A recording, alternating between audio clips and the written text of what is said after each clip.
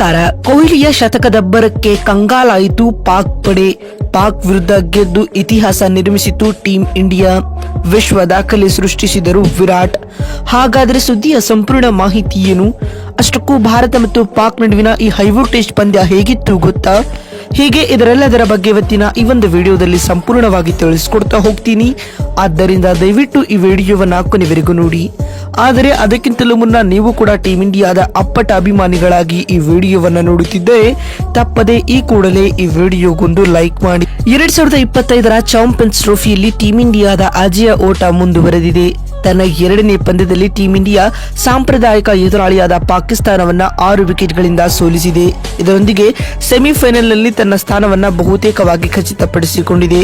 ರೋಹಿತ್ ಶರ್ಮರವರ ನಾಯಕತ್ವದಲ್ಲಿ team India ಮತ್ತೊಮ್ಮೆ 242 ರನ್ಗಳ ಗುರಿಯನ್ನ ಯಾವುದೇ ತೊಂದರೆ ಇಲ್ಲದೆ ಅದ್ಭುತ ರೀತಿಯಲ್ಲಿ ಬೆನ್ನಟ್ಟಿದೆ. ಮತ್ತು ಟೀಂ ಇಂಡಿಯಾದ ಈ ಗೆಲುವಿನ ರೂವಾರಿ ವಿರಾಟ್ ಕೊಹ್ಲಿ ಎಂದರೆ ತಪ್ಪಾಗಲಾರದು. ಏಕೆಂದರೆ ಸಂಕಷ್ಟದ ಸಮಯದಲ್ಲಿ ಅದ್ಭುತ ಇನ್ನಿಂಗ್ಸ್ ಕಟ್ಟಿದ ವಿರಾಟ್ ಕೊಹ್ಲಿ ಅಮೋಘ ಶತಕ ಬಾರಿಸುವ ಮೂಲಕ ತಂಡವನ್ನ ಗೆಲುವಿನ ದಡಕ್ಕೆ ಮುಟ್ಟಿಸಿದರು. ಇತ್ತ ಭಾರತ ವಿರುದ್ಧ ಸೋತಿರುವ ಪಾಕಿಸ್ತಾನ ತಂಡ ತನ್ನದೇ ತವರಿನಲ್ಲಿ ಪಂದ್ಯಾವಳಿಯನ್ನು ಆಯೋಜಿಸುತ್ತಿದೆ. ಆದರೂ ಈ ಟೂರ್ನಿಯ ಮೊದಲ ಸುತ್ತಿನಲ್ಲಿ ಹೊರಬೀಳುವ ಅಂಚಿನಲ್ಲಿದೆ ಸ್ನೇಹಿತರೆ. ಫೆಬ್ರವರಿ 23ರ ಭಾನುವಾರ ದುಬೈನಲ್ಲಿ ನಡೆದ ಈ ಬ್ಲಾಕ್ ಬ್ಲಾಸ್ಟರ್ ಪಂದ್ಯಕ್ಕಾಗಿ ಎಲ್ಲರೂ ಕಾಯುತ್ತಿದ್ದರು. ಆದರೆ ಅಭಿಮಾನಿಗಳು ನಿರೀಕ್ಷಿಸಿದ ಮತ್ತು ಬಯಸಿದಷ್ಟು ರೋಮಾಂಚನಕಾರಿಯಾಗಿ ಈ ಪಂದ್ಯ ನಡೆಯಲಿಲ್ಲ. ಇಡೀ ಪಂದ್ಯದಲ್ಲಿ ಪಾಕ್ ಅಭಿಮಾನಿಗಳು ಸಂತಸ ಪಡುವಂತಹ ಒಂದೇ ಒಂದು ಸನ್ನಿವೇಶವನ್ನ ಕೂಡ ಪಾಕ್ ತಂಡ ಸೃಷ್ಟಿಸಿರಲಿಲ್ಲ. ಆದರೆ ಭಾರತೀಯ ಅಭಿಮಾನಿಗಳಿಗೆ ಮಾತ್ರ ಈ ಪಂದ್ಯ ಹಬ್ಬದಂತಿತ್ತು. ಏಕೆಂದರೆ ಈ ಪಂದ್ಯವನ್ನ ಭಾರತ ಏಕಪಕ್ಷೀಯವಾಗಿ ಗೆದ್ದುಕೊಂಡರೆ ಇನ್ನೊಂದು ಖುಷಿಯ ವಿಚಾರವೇನೆಂದರೆ ಇಷ್ಟು ದಿನ ರನ್ ಬರ ಎದುರಿಸುತ್ತಿದ್ದ ವಿರಾಟ್ ಕೊಹ್ಲಿ ಭರ್ಜರಿ ಶತಕ ಸಿಡಿಸಿ ತಮ್ಮ ಹಳೆಯ ಲಯಕ್ಕೆ ಮರಳಿದ್ದಾರೆ.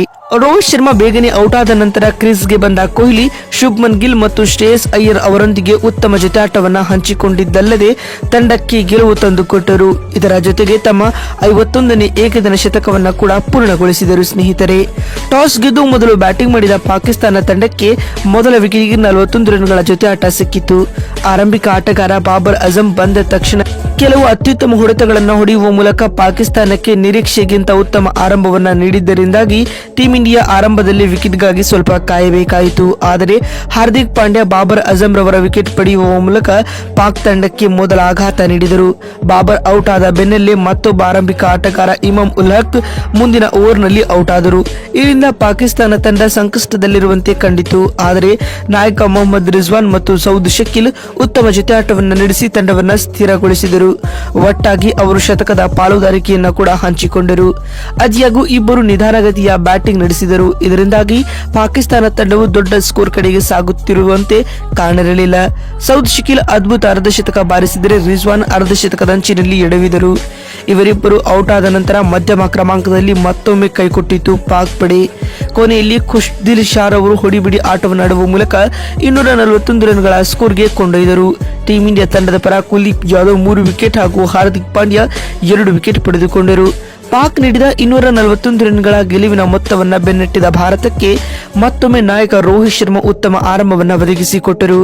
ಪಾಕ್ ವೇಗಿಗಳಾದ ಶಾಹಿನ್ ಶಾ ಆಫ್ರಿದಿ ಹಾಗೂ ನಸೀಮ್ ಶಾ ಎಸೆತದಲ್ಲಿ ಬೌಂಡರಿ ಕಲೆ ಹಾಕಿ ತಂಡಕ್ಕೆ ಸ್ಫೋಟಕ ಆರಂಭವನ್ನ ನೀಡಿದರು. ಆದರೆ ಶಾಹಿನ್ ಎಸೆದ ಅದ್ಭುತ ಯಾರ್ಕರ್ಗೆ ರೋಹಿತ್ ಕ್ಲೀನ್ ಬೋಲ್ಡ್ ಆಗಿ ಪೆವಿಲಿಯನ್ ಸೇರಿಕೊಂಡರು. ಆದರೆ ರೋಹಿತ್ ವಿಕೆಟ್ ಬಳಿಕವೂ ತನ್ನ ನೈಜ ಆಟವನ್ನ ಮುಂದುವರೆಸಿದ ಶುಭ್ಮನ್ ಗಿಲ್ ಶಾಹಿನ್ ಮೇಲೆ ದಾಳಿ ಮಾಡಿ ಸತತ 2 ಓವರ್ಗಳಲ್ಲಿ 5 ಬೌಂಡರಿಗಳನ್ನ ಬಾರಿಸಿದರು. ಮತ್ತೊಂದೆಡೆ ಕೊಹ್ಲಿ ಹ್ಯಾರಿಸ್ ರಾಫ್ ರವರ ಎಸೆತದಲ್ಲಿ ಬೌಂಡರಿ ಬಾರಿಸಿದರು. ಇವರಿಬ್ಬರ ನಡುವೆ ಉತ್ತಮ ಜೊತೆಯಾಟವೂ ಕೂಡ ಕಂಡು ಬಂದಿತು. ಆದರೆ ಅರ್ಧಶತಕದ ಅಂಚಿನಲ್ಲಿ ಎಡವಿದ ಗಿಲ್ ತಂಡವನ್ನ 100 ರನ್ಗಳ ಗಡಿ ದಾಟಿಸಿ ವಿಕೆಟ್ ಒಪ್ಪಿಸಿದರು. ಮತ್ತೊಂದೆಡೆ ಪಾಕಿಸ್ತಾನ ವಿರುದ್ಧ ತಮ್ಮ ಅತ್ಯುತ್ತಮ ದಾಖಲೆಯನ್ನು ಮುಂದುವರೆಸಿದ ಕೊಹ್ಲಿ ಮತ್ತೊಮ್ಮೆ ಉತ್ತಮ ಇನ್ನಿಂಗ್ಸ್ಗೆ ಅಡಿಪಾಯ ಹಾಕಿದರು. ಗಿಲ್ ಔಟ್ ಆದ ನಂತರ ಕೊಹ್ಲಿ ತಮ್ಮ ಎಂದಿನ ಶೈಲಿಯಲ್ಲಿ ರನ್ ಚೇಸ್ ಜವಾಬ್ದಾರಿಯನ್ನ ವಹಿಸಿಕೊಂಡು ಅದ್ಭುತ ಅರ್ಧಶತಕ ದಾಖಲಿಸಿದರು. ಇತ್ತ ಗಿಲ್ ವಿಕೆಟ್ ಬಳಿಕ ಬಂದ ಶ್ರೇಯಸ್ ಅಯ್ಯರ್ ಕೂಡ ಆರಂಭದಲ್ಲಿ ರನ್ ಕಲೆ ಹಾಕಲು ಪರದಾಡದರಾದರೂ ಕೂಡ ಕ್ರೀಸ್ನಲ್ಲಿ ಸ್ವಲ್ಪ ಸಮಯ ಕಳೆದ ನಂತರ ಪಾಕ್ ಬೌಲರ್ಗಳ ಮೇಲೆ ಸವಾರಿ ಮಾಡಿದರು. ಸ್ನೇಹಿತರೆ, ಅಂತಿಮವಾಗಿ ಅಯ್ಯರ್ ಅರ್ಧಶತಕ ಬಾರಿಸಿ ಔಟ್ ಆದರೆ ಕೊಹ್ಲಿ ಮಾತ್ರ ಕೊನೆಯವರೆಗೂ ಅಜೇಯರಾಗಿ ಉಳಿದು ತಂಡವನ್ನ ಗೆಲುವಿನ ದಡ ಮುಟ್ಟಿಸಿದ್ದಲ್ಲದೆ ತಮ್ಮ ಶತಕವನ್ನ ಕೂಡ ಪೂರ್ಣಗೊಳಿಸಿಕೊಂಡಿದ್ದಾರೆ. ಸ್ನೇಹಿತರೆ,